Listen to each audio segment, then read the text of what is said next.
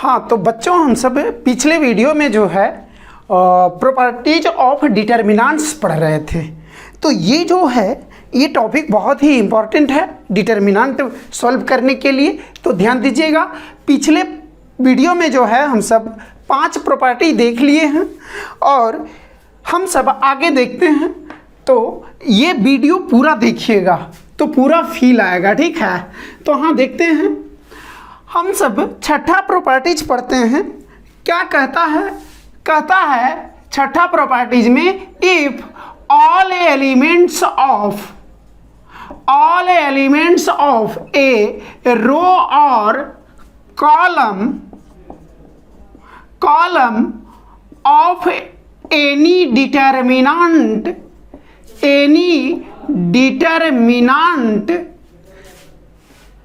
is या R0, if all elements of a row or a column of any determinant are 0, then their value is 0। करा यदि किसी सारणी के एक पंक्ति या स्तंभ का सभी अवयव शून्य हैं तो उसका मान शून्य होता है। क्या हिंदी लिख लीजिएगा, ध्यान से सुनिए और लिख लीजिएगा, ठीक है बच्चों। कह रहा है यदि किसी सारणिक का एक पंक्ति अथवा स्तंभ का सभी अवयव, यदि किसी सारणी के एक पंक्ति अथवा स्तंभ का सभी अवयव शून्य हो तो उसका मान शून्य होता है। तो हम सब इसको एक्सप्लेन करते हैं बच्चों। जैसे यानी दैट इज अर्थात डेल्टा बराबर है A1 A2 A3 B1 B2 B3 और ये 0 0 0। तो इसका मान क्या होगा बच्चों? इसका मान जो है कह रहा है थ्योरी के अनुसार शून्य। हम सब प्रैक्टिकली देखना चाहते हैं कि शून्य होता है कि नहीं, यानी प्रूफ करना चाह रहे हैं, वेरीफाई, ठीक है बच्चों। तो इसको जो है हम सब इस डिटर्मिनेंट को एक्सपैंड करते हैं, expanding the determinant along third row, ठीक है। तीसरे पंक्ति के अनुदिश सारणिक को विस्तार करने पर, तो सारणिक को विस्तार करते हैं तो पहले चिन्ह लिखते हैं। तो ये तीसरे पंक्ति में चिन्ह क्या क्या होगा? तो यहाँ पर ये प्लस है, ये माइनस, तो ये प्लस। अब ये प्लस हो गया तो ये माइनस होगा और ये प्लस होगा। समझ में आया है या नहीं? ये प्लस और यहाँ पर क्या होता है? यदि कॉन्सेप्ट वाइज जाइएगा, ये तो ट्रिक वाइज बता रहे हैं, कॉन्सेप्ट वाइज जाइएगा तो ये A1 1 पोजीशन है, A1 2 है और A1 3 है, A2 1 है, A2 2 है, A2 3 है। A क्या है? A3 1 है, A3 2 है, A3 3 है, A3 1। तो इसका साइन -1 पर पावर 3 + 1 -1 पर पावर 4 बराबर प्लस आ जाएगा, +1 होगा। तो प्लस चिन्ह आया। अब यहाँ A3 2 तो -1 पर पावर 3 + 2 इसका चिन्ह, -1 पर पावर 5 -1, -1 पर पावर, ये पोजीशन क्या है? एलिमेंट का पोजीशन, यानी ये एलिमेंट थर्ड रो और थर्ड कॉलम का है। तो -1 पर पावर 3 + 3, ठीक है बच्चों। 3 + 3 होगा यानी +1, ठीक है। दिख रहा है या नहीं? आई होप दिख रहा होगा, ठीक है। तो यहाँ पर इसको तीसरे पंक्ति के अनुदिश हम सब इस डिटर्मिनेंट को एक्सपेंड करते हैं तो ये क्या है? 0 I इंटू डिटर्मिनेंट, फिर माइनस 0 इंटू डिटर्मिनांट, अब प्लस 0 इंटू डिटर्मिनांट, 0 इंटू ये डिटर्मिनांट है, माइनस 0 इंटू फिर डिटर्मिनांट होगा, प्लस 0 इंटू डिटर्मिनांट। ढक रहे हैं, ढकने वाला नियम। तो क्या होगा बच्चों, ये एलिमेंट के लिए तो ये रो और ये कॉलम ढक गया। ठीक है बच्चों, ये रो और ये कॉलम ढक गया, तो क्या बचा, A2 A3 B2 B3। ठीक है बच्चों, A2 A3 B2 B3।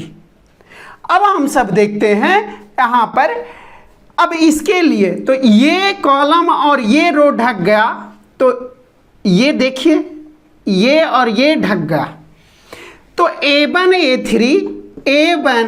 A3 अब B1 B3, फिर ये ढक जाएगा और ये ढक जाएगा, तो यहाँ A1 A2 B1 B2। 0 into something क्या होगा, 0 गुने कुछ भी 0 और माइनस 0 इंटू समथिंग 0 और प्लस 0 इंटू समथिंग 0 बराबर 0। तो यहाँ से हम सबको क्या पता चला है बच्चों, यहाँ से हम सबको पता चला है कि यदि किसी सारणी के किसी पंक्ति या स्तंभ में यानी किसी रो और कॉलम में प्रत्येक अवयव या सभी अवयव शून्य है तो उसका मान शून्य होता है। ठीक है, जैसे एग्जाम्पल के तौर पर देखते हैं, तो देखते हैं जैसे डेल्टा बराबर है 0 0 0 1 2 3 4 5 6, तो ये क्या हो जाएगा बच्चों, अब हम सबको ये कैलकुलेट करने की ज़रूरत है ही नहीं, सीधे लिखेंगे here all elements of first row are 0, so delta बराबर 0। यहाँ प्रथम पंक्ति का सभी अवयव शून्य है, इसीलिए डिटर्मिनांट बराबर शून्य होगा। ठीक है बच्चों, डिटर्मिनांट बराबर क्या होगा, शून्य होगा। आई होप ये क्लियर होगा बच्चों। ठीक है, इसको नोट कीजिए। ठीक है, हाँ तो बच्चों हम सब सातवां प्रॉपर्टीज देखते हैं अब। ठीक है, तो सातवां प्रॉपर्टीज में क्या कहता है वो देखते हैं। कहता है if A is any square matrix, if A is any square matrix of order n, then determinant Ka बराबर K पर पावर n और इंटू डिटर्मिनांट A। ये प्रॉपर्टीज हम सब पढ़े हुए हैं, इसको प्रूव भी किए हुए हैं। ठीक है बच्चों, यहाँ देख लेते हैं उसके अनुसार इसका हिंदी क्या होगा, देख लीजिएगा। कहता है यदि ये कोई n कोटि का वर्ग अवयव है, यदि n कोटि का कोई वर्ग अवयव A है तो Ka का डिटर्मिनांट बराबर K पर power n into determinant A। Clear है बच्चों, हिंदी क्या हुआ, यदि n कोटि का कोई वर्ग अवयव A है तो ये वाला लिख लेंगे, डिटर्मिनांट K बराबर K पर power n into determinant A। अब हम सब इसको देख लेते हैं क्या है बच्चों। यहाँ पर हम सब जैसे मान लेते हैं कोई मैट्रिक्स है A1 A2 A3 और B1 B2 B3 C1 C2 C3। ठीक है बच्चों, तो ये कोई मैट्रिक्स है, तो यहाँ के ए बराबर हम सब अधि करेंगे तो के इंटू ये मैट्रिक्स होगा A1 A2 A3 B1 B2 B3 C1 C2 C3। ठीक है बच्चों, तो ये है। अब ये के जाकर के सभी में गुना होगा मैट्रिक्स में, तो हम सब जानते हैं। तो के A1 के A2 के A3 के B1 के B2 के B3 के C1 के C2 के C3। ठीक है बच्चों, तो ये हम सबको के हो गया। नाउ अब हम सबको क्या चाहिए, डिटर्मिनांट के। तो ये स्क्वायर मैट्रिक्स, तो के भी स्क्वायर मैट्रिक्स है। तो स्क्वायर मैट्रिक्स को डिटर्मिनांट में हम सब चेंज करना सीखे हैं डिटर्मिनांट का डिफिनीशन से। तो डिटर्मिनांट के बराबर अभी इसको लिखेंगे के A1 के A2 के A3 के B1 के B2 के B3 के C1 के C2 के C3। ठीक है बच्चों, ये हो गया। तो अभी हम सब पिछले वीडियो में क्या पढ़े हैं कि डिटर्मिनांट में हम सब किसी रो और किसी कॉलम से कॉमन ले सकते हैं। तब फर्स्ट रो से भी के कॉमन, सेकेंड रो से भी के कॉमन और थर्ड रो से भी के common. A1 A2 A3 B1 B2 B3 C1 C2 C3। ठीक है बच्चों, के गुने के क्यू और इनटू इसको डिटर्मिनांट ए लिख सकते हैं कि नहीं। मैट्रिक्स ए बराबर इतना, तो डिटर्मिनांट यहाँ लगाएंगे तो मैट्रिक्स हट करके डिटर्मिनांट लगेगा। समझ में आया है या नहीं? आई होप क्लियर होगा। ठीक है, तो के क्यू इंटू डिटर्मिनांट ए। तो यहाँ ये जो है हम सब, ये क्या है, 3 ऑर्डर, ये जो है 3 ऑर्डर का मैट्रिक्स है, 3x3 ऑर्डर का। अब यहाँ से हम सब थ्योरी में क्या पढ़े, if A is any square matrix of order N, यदि एन कोटि का रहेगा तो के पर पावर एन के, और यदि यहाँ पर 3 रहेगा तो के पर पावर 3 इंटू डिटर्मिनांट ए। यदि जैसे एग्जाम्पल के तौर पर यदि हम सब देखते हैं कि यदि ए जो है 5 ऑर्डर का मैट्रिक्स है, 5x5 ऑर्डर का, तो डिटर्मिनांट के ए बराबर के पर पावर 5 इंटू डिटर्मिनांट ए। ठीक है बच्चों, अब यही चीजें यदि और एग्जाम्पल में हम सब देख लेते हैं, इसको लिखिएगा। ठीक है, ये वीडियो पॉज करके लिख लीजिए बच्चों। ठीक है, इसमें कुछ विशेष नहीं किए, ये पहले भी एक्सप्लेन किए हुए हैं एक्सरसाइज 4.1 का 3 और 4 नंबर क्वेश्चन में। आई होप 3 और 4 ही था। ठीक है, तो वहाँ पर भी इसको हम सब देखे हुए हैं, वही चीज़ें ये प्रॉपर्टीज में भी आया है। ठीक है, तो इसको नोट कीजिएगा बच्चों। अब हम सब आगे देखेंगे। ठीक है, और एग्जाम्पल हम सब देख लेंगे। तो जैसे यहाँ पर हम सब देख लेते हैं, आई होप लिख लिए होंगे वीडियो पॉज करके। तो यहाँ पर जो है, यहाँ पर डिटर्मिनांट के बराबर के पर पावर 5। यदि यही एग्जाम्पल में हम सब यदि ए को हम सब 10x10 ऑर्डर का मैट्रिक्स कहें, ठीक है, ये 10x10 ऑर्डर का मैट्रिक्स कहें, तो डिटर्मिनांट दू ए बराबर क्या हो जाएगा। तो यहां पर के जगह ये के है और ये एन है। ठीक है, तो यहां पर डिटर्मिनांट के बराबर हम सब पढ़े हैं के पर पावर एन इंटू डिटर्मिनांट ए। तो यहां पर के जगह दू है, तो दू पर पावर 10 इंटू डिटर्मिनांट ए।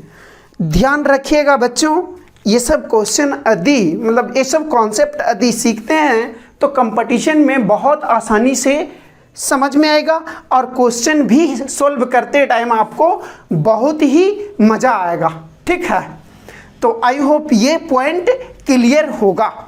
ठीक है, तो आप अपने से बना करके देखिए। ठीक है, यहाँ पर यदि ये 4 ऑर्डर का या 4 ऑर्डर का ही बोल दें, A is a matrix of order 4 then determinant 5A बराबर बनाइए। ठीक है, और अगला एग्जाम्पल में बनाइएगा, यदि A 50 ऑर्डर का मैट्रिक्स है तो डिटर्मिनेंट 10A बराबर क्या हो जाएगा। आई होप बना लिए होंगे, तो मिला लीजिए। K की जगह क्या है बच्चों, ये K है और ये N है, तो डिटर्मिनेंट K बराबर K पर पावर N यानी 5 पर पावर N तो 4 I इंटू डिटर्मिनेंट A। समझ में आया है या नहीं? आई होप समझ में आया होगा। फिर उसके बाद अब K की जगह 10 है। ठीक है, तो K पर पावर N यानी 10 पर पावर 50 और इंटू डिटर्मिनेंट A। क्लियर है बच्चों? इसको नोट कीजिए। अब हम सब अगले प्रॉपर्टीज के ऊपर चलते हैं। ठीक है, इसको नोट कीजिए। हाँ तो बच्चों, अब हम सब 8वां प्रॉपर्टीज के ऊपर चलते हैं। 8वां प्रॉपर्टीज में क्या कहता है वो ध्यान से सुनिएगा। ठीक है, अब जो है हम सब जो इम्पोर्टेंट मतलब प्रॉपर्टीज पढ़ेंगे वो इम्पोर्टेंट यानी इसी का ज़्यादातर प्रयोग होगा। ठीक है बच्चों, तो यहाँ पर जो है कहता है यदि if each element of a row और a column is of any determinant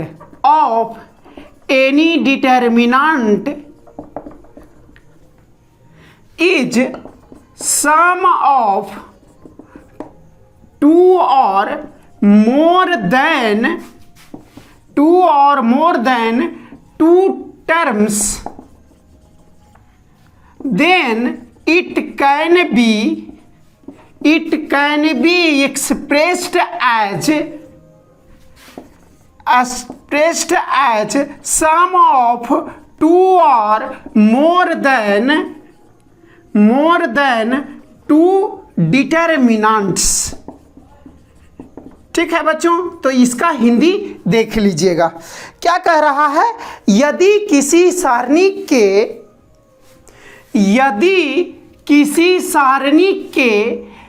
एक पंक्ति अथवा स्तंभ का प्रत्येक अवयव, हिंदी भी लिखते जाइएगा जिनको जरूरत है। ठीक है बच्चों, यदि किसी सारणी का पंक्ति अथवा स्तंभ का प्रत्येक अवयव 2 या 2 से अधिक पदों का योग है, यदि किसी सारणी के पंक्ति अथवा स्तंभ का प्रत्येक अवयव 2 या 2 से अधिक पदों का योग है, तो इसे 2 या 2 से अधिक सारणी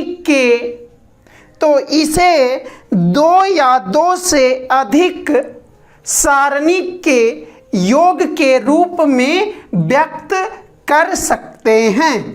तो इसे 2 या 2 से अधिक सारणी के योग के रूप में व्यक्त कर सकते हैं। दैट इज, देखिएगा ये क्या कह रहा है, ये लाइन इंग्लिश के बाद जिनको ज़रूरत है वो हिंदी बोल दिए हैं बच्चों, वो लिख लेंगे। ठीक है, तो यहाँ पर क्या कह रहा है बच्चों, जैसे यहाँ पर कोई डिटर्मिनेंट लेते हैं, जैसे a1 plus k1, a2 plus k2, a3 plus k3। ये b1 है, b2 है, b3 है, c1 है, c2 है, c3 है। ठीक है बच्चों, तो यहाँ पर क्या देख रहे हैं बच्चों? यहाँ पर हम सब देख रहे हैं कि ये जो डिटर्मिनेंट का फर्स्ट रो है, इसका प्रत्येक अवयव दो पदों का योगफल है। क्या है बच्चों? ये दो पदों का योगफल है। तो इसको क्या करेंगे हम सब? इसको दो डिटर्मिनेंट के रूप में हम सब व्यक्त कर सकते हैं। तो एक फर्स्ट टर्म लेकर के बनेगा a1 a2 a3, b1 b2 b3, c1 c2 c3। ठीक है बच्चों, फिर इसका दूसरा टर्म कौन है? ये प्रथम पद है, यानी फर्स्ट टर्म है, और ये सेकेंड टर्म है इसी का। तो सभी में ऐसा है। तो अब सेकेंड टर्म लेकर के चलेगा, तो k1 k2 k3, b1 b2 b3, c1 c2 c3। ठीक है बच्चों, क्या है ये जो है हम सब यहाँ पर कह रहा है कि प्रथम पंक्ति जो है दो पदों का योगफल है। तो अभी पढ़ें कि यदि किसी सारणी का प्रत्येक, किसी सारणी के पंक्ति या स्तंभ का प्रत्येक अवयव दो या दो से अधिक पदों का योग है। क्या है? दो या दो से अधिक पदों का योग है। तो यहाँ देखिए फर्स्ट रो जो है दो पदों का योगफल है, इसका प्रत्येक अवयव। ठीक है बच्चों, यदि दिमाग में चल रहा होगा कि सर यहाँ पर कुछ नहीं होता, तो कुछ नहीं होता तो जीरो तो होता ही ना, तो यहाँ पर क्या हो जाता? जीरो हो जाता। ठीक है बच्चों, लेकिन यहाँ पर हम सब k3 माने हुए हैं, तो k3 होगा। आई होप क्लियर होगा। यदि यही जो है कॉलम वाइज रहता तो तब भी हम सब व्यक्त कर सकते हैं। ठीक है, जैसे a1 plus x1, a2 plus x2 और a3 प्लस ये b1 plus x2, c1 plus x3।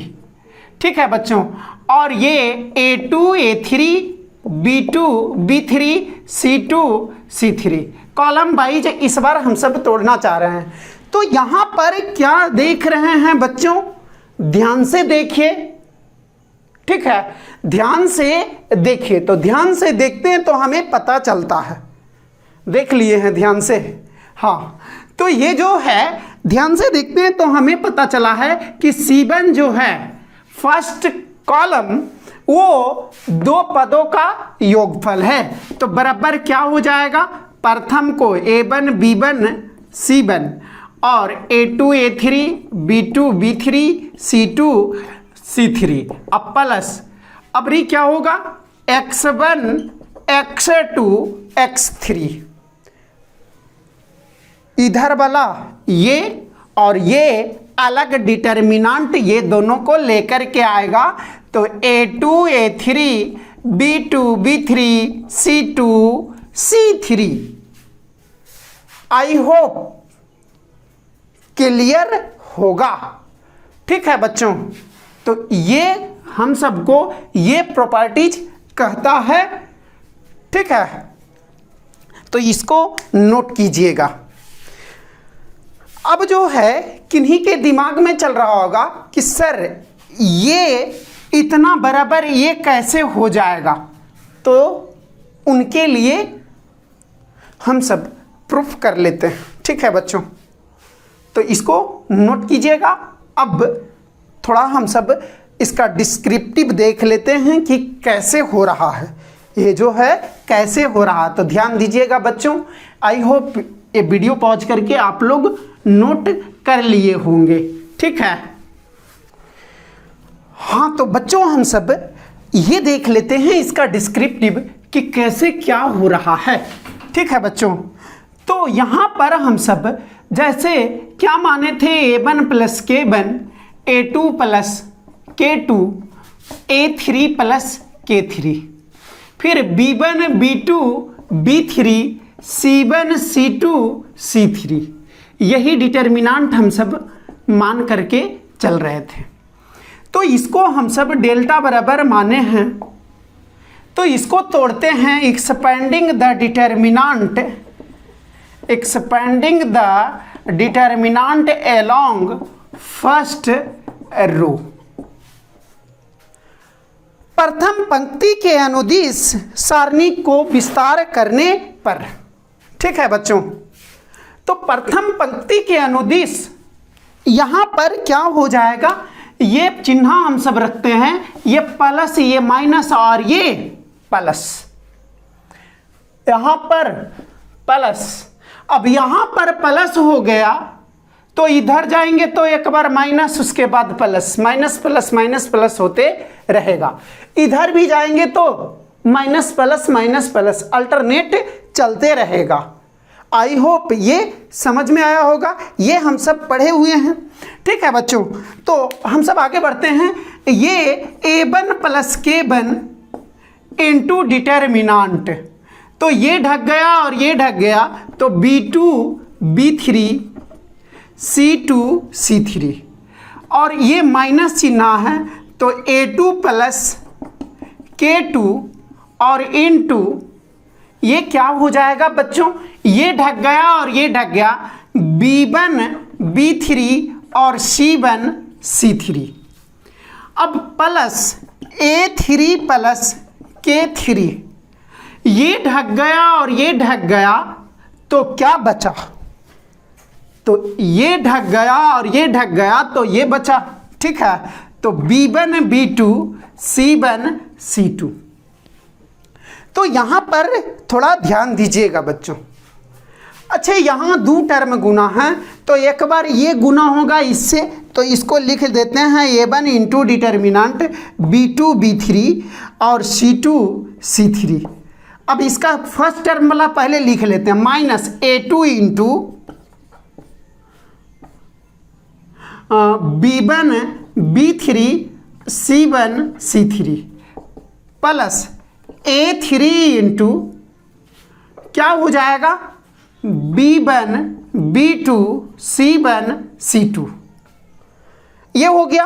अब ये k1 into plus k1 into b2 b3 और c2 c3 minus k2 into ये determinant b1 b3 c1 c3 और plus k3 into determinant b1 b2 और c1 c2।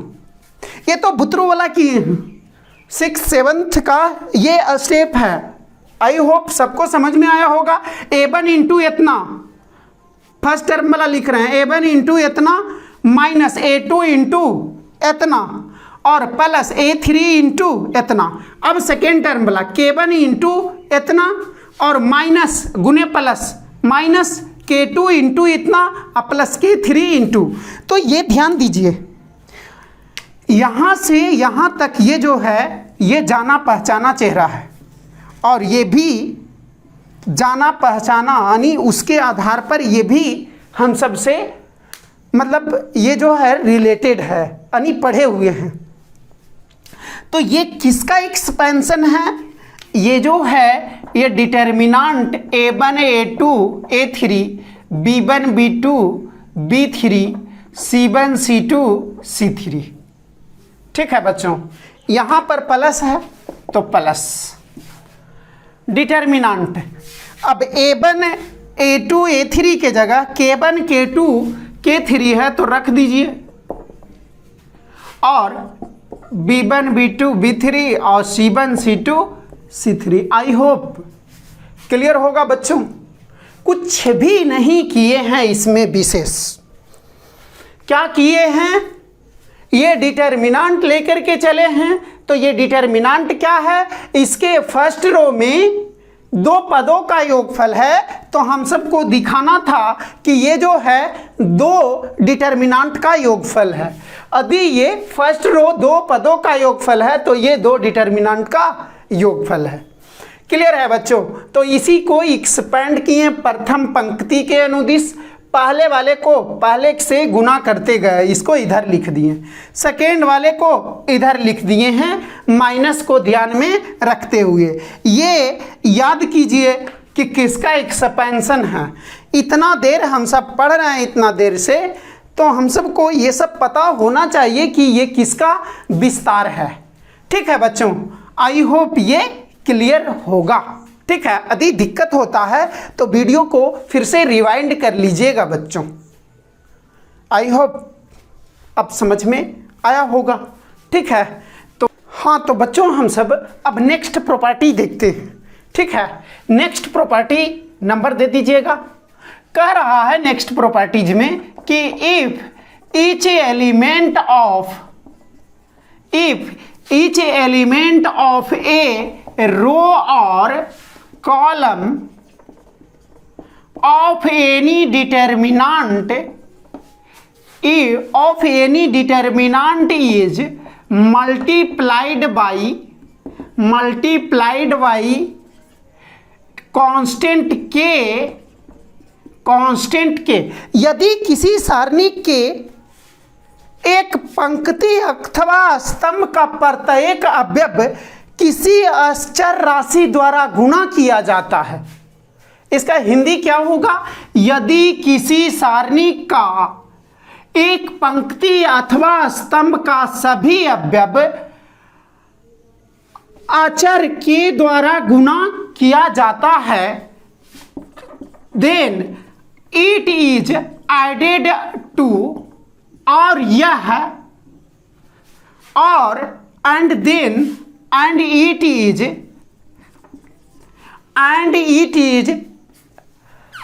added to or subtracted from,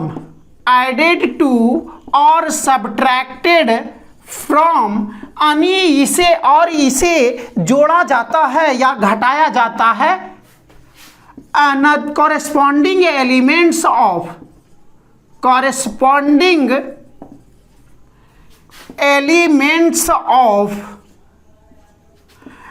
another row or column,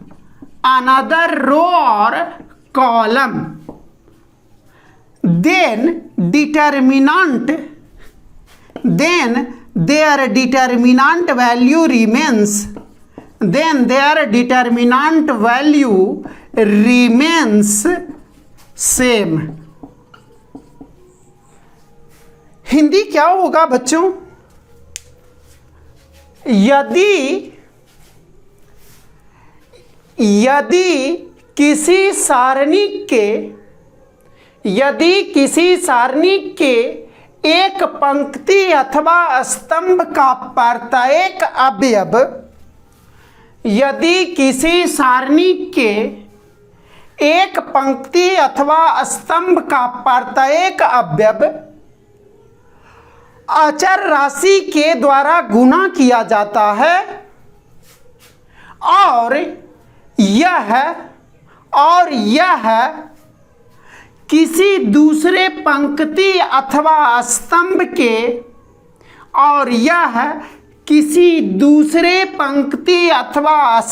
के संगत अवयव से जोड़ा अथवा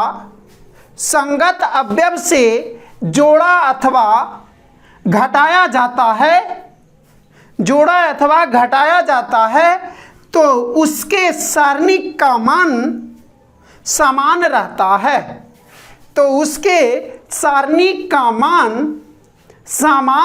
रहता है। आई होप लिख लिए होंगे हिंदी जिनको ज़रूरत है बच्चों। ठीक है, तो ये कह क्या रहा है, ध्यान दीजिएगा। जैसे हम सब कोई, जैसे ये डिटर्मिनेंट है तो ये R1 है, R2, R3 ... इसी तरह रहेगा। तो इसमें हम सब यदि ये डेल्टा बराबर है तो इसमें हम सब लागू कर सकते हैं using R1 tense to R1 plus KR2 अथवा R1 tense to R1 plus KR3 अथवा R1 tense to R1 minus KR2 या R1 माइनस KR3। ये ध्यान रखिएगा, ठीक है, ये ध्यान रखिएगा कि यहाँ पर जो है R1 tense to R1 plus KR2, तो ये ध्यान दीजिएगा, काहे मैट्रिक्स में एलिमेंट्री ट्रांसफॉर्मेशन हम सब पढ़े थे, तो बेसिक वही है बच्चों, ठीक है। और किन्हीं को पढ़ने में दिक्कत हुआ होगा, हम इसीलिए वीडियो को जब बना रहे थे, एलिमेंट्री ट्रांसफॉर्मेशन का वीडियो बना रहे थे, उसी टाइम जो है बोले थे, पढ़ा रहे थे, तो क्या बोले थे कि थोड़ा सा टफ उस टाइम लगेगा लेकिन बाद में चीज़ें फील होगा। तो यहाँ पर ये भी बोल सकते हैं कि एलिमेंट्री ट्रांसफॉर्मेशन यदि प्रयोग करते हैं डिटर्मिनेंट पर, तो डिटर्मिनेंट का वैल्यू रिमेंस, मतलब जो डिटर्मिनेंट का वैल्यू होता है वो हमेशा समान होता है। बात समझ में आई है कि नहीं? ठीक है बच्चों, तो इसका इंपॉर्टेंस पता चल रहा होगा। तो ये क्या कह रहा है, R1 tense to R1 plus KR2, ठीक है, यही तो कह रहा है कि यदि कोई पंक्ति में हम सब किसी कांस्टेंट k से गुना करते हैं और किसी दूसरे पंक्ति के संगत अवयवों को जोड़ा जाता है या घटाया जाता है तो वो डेल्टा ही रहता है। इसी में हम सब यदि ये C1 C2 C3 है, ठीक है बच्चों, तो यहाँ पर डेल्टा बराबर हम सब इसी में डेल्टा बराबर लिख सकते हैं ये यूज करके C1 tense to C1 plus K C2 या C1 प्लस K C3, ये प्लस और माइनस भी कर सकते हैं, तो वही डिटर्मिनेंट रहेगा। आई होप समझ में आया होगा। अब और ज़्यादा समझ में आएगा, अभी तो थ्योरी बता रहे हैं तो थोड़ा सा चीज़ें लग रहा होगा। अब एग्जाम्पल लेते हैं बच्चों, ठीक है, तो ध्यान रखना है जो हम सब खींच रहे हैं एरो वो पहले होना चाहिए। वहाँ भी ऐसा ही होता था एलिमेंट्री ट्रांसफॉर्मेशन में भी, ठीक है बच्चों। तो इसका एग्जाम्पल लेते हैं और प्रूफ भी देखते हैं कि कैसे क्या होता है, ठीक है बच्चों। अब जो है हम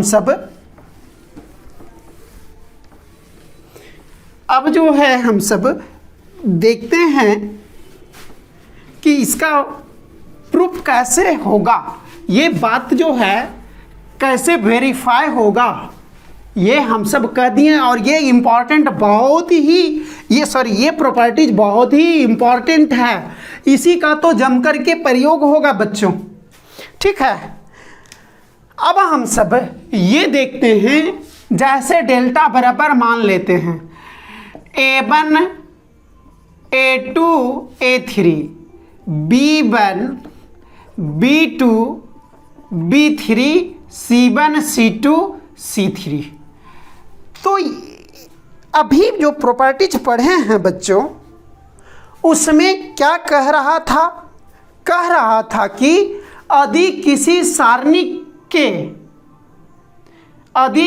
सारणी के किसी पंक्ति अथवा स्तंभ में कांस्टेंट k से गुना कर देते हैं और उसको किसी दूसरे पंक्ति या स्तंभ के संगत अवयवों को जोड़ा जाता है, तो जैसे इसमें यदि हम सब using R1 tense to R1 plus KR2, तो ये डेल्टा ही रहता है, यानी डिटर्मिनेंट का मान चेंज नहीं होता है, ठीक है बच्चों।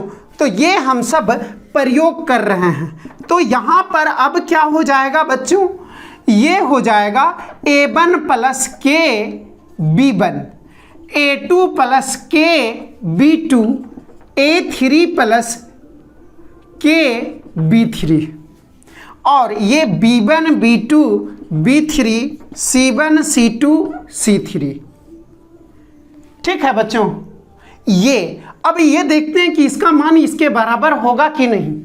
तो इधर देख लीजिएगा, इसको हम सब ये क्या देख रहे हैं बच्चों, ये जो है हम सब इस प्रथम पंक्ति है जो दो पदों का योगफल है, तो इसको हम सब दो डिटर्मिनेंट के रूप में लिख सकते हैं या नहीं?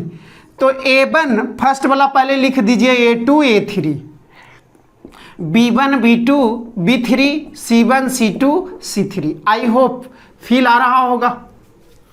प्लस है, यहाँ पर प्लस है तो प्लस देंगे। फिर determinant K B1 K B2 K B3, यहाँ B1 B2 B3 C1 C2 C3। देखिए तो ये जो है, ये जो डिटर्मिनेंट है, ये जाना पहचाना चेहरा है कि नहीं? इसका R2 और R1 एक दूसरे का समानुपाती है या नहीं? ये B1 तो K B1 K से गुना है, इधर भी K से गुना है, ये भी K से गुना है। तो हम सब क्या पढ़े हैं कि यदि किसी सारणी का कोई दो पंक्ति आपस में समानुपाती हो या बराबर हो तो उसका मान शून्य होता है। तो इसका मान तो शून्य हो गया बच्चों, तो यही रहा ना। ठीक है, प्रूफ समझ में आया है कि नहीं? इसी को हम सब इसके बराबर देखना है, तो ये हम सब अब लागू कर सकते हैं। तो अब दिमाग में चल रहा होगा कि सर ये लागू काहे करेंगे? तो ये लागू इसलिए करेंगे क्योंकि जो आपको डिटर्मिनेंट दिया हुआ रहेगा बच्चों, वो जटिल फॉर्म में रहेगा और उसको हम सब सिंपलेस्ट फॉर्म में तोड़ेंगे। जैसे डिटर्मिनेंट को तोड़ने का ट्रिक क्या बताया गया है कि दूगो जीरो खोजना है। ठीक है, और आगे सिखाएंगे कि किसी रो या किसी कॉलम का प्रत्येक अवयव समान खोजेंगे या एक खोजेंगे। ये बहुत ही बड़ा रोल निभाएगा आगे जाकर के क्वेश्चन सॉल्व करने में। ठीक है बच्चों, तो ये इसका मान 0 हो गया। अब इसी प्रकार हम सब इसमें डेल्टा में जो है यूज कर सकते हैं, using C1 tense to C1 minus KC3 अथवा C2 tends to C2 minus या प्लस KC3, अथवा मतलब तो ये प्रयोग कर सकते हैं या ये प्रयोग कर सकते हैं, लेकिन प्रयोग करने पर डिटर्मिनेंट का मान चेंज नहीं होगा। आई होप ये क्लियर होगा बच्चों। ठीक है, तो इस तरह से हम सब सॉल्व कर सकते हैं डिटर्मिनेंट को।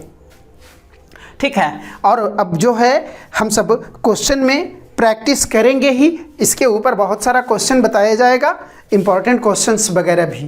ठीक है बच्चों, तो इसको नोट कीजिए। ठीक है, subscribe now and press the bell icon, never miss an update. जल्दी से जल्दी इस वीडियो को लाइक कीजिए और